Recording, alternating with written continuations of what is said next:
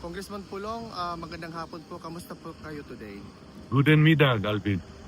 Okay lang ko. Purimidag din po kong.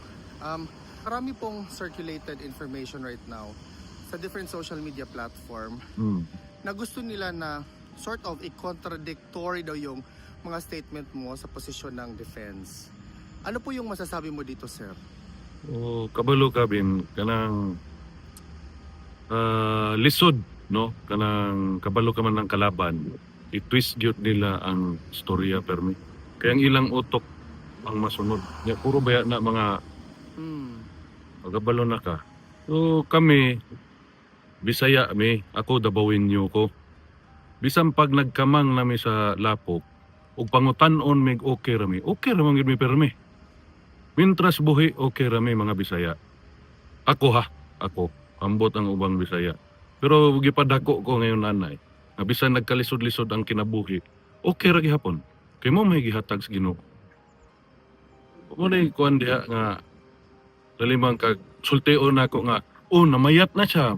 Tiguang na kaayo, wa mo kaon. Kabalo kayo sa isultian ng mga ugok. Musulti po na sila, unta diha na siya matay. Karon musulti ko okay ra siya.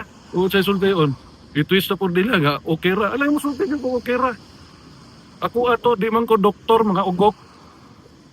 Di ba? Alangan na nisuka nagdugo diha sulod, sultiun na kung okay, dili sa okay. Isulti na ko siya, nisuka dugo. Di malipay mong tanan. Ginoo ko ninyo. Ay magtuan ang mga troll nila kay okay rami. Sir, on a different note, sinabi din ni Congressman Leviste na isa ka sa apat na pinangalanan niya na walang non-allocables sa budget. Sir, anong masasabi mo dyan?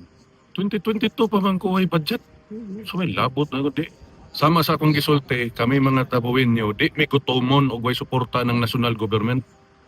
Di may mga matay.